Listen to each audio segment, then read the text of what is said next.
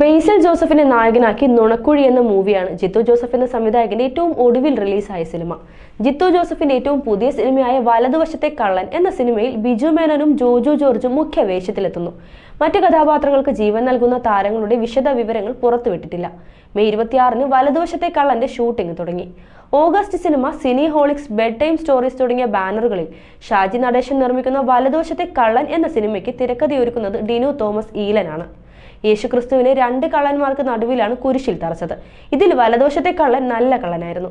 അവസാനം തന്റെ കുറ്റങ്ങൾ മനസ്സിലാക്കി പശ്ചാത്തപിച്ച വലതുവശത്തെ കള്ളന് യേശുക്രിസ്തു പറുദീസ വാഗ്ദാനം ചെയ്തതായി ബൈബിളിലുണ്ട്. ഈ സംഭവവുമായി കൂട്ടി വായിക്കേണ്ടതാകുമോ വലിയ കള്ളൻ എന്ന സിനിമയുടെ കഥയെന്നാണ് ടൈറ്റിൽ സൂചന നൽകുന്നത്.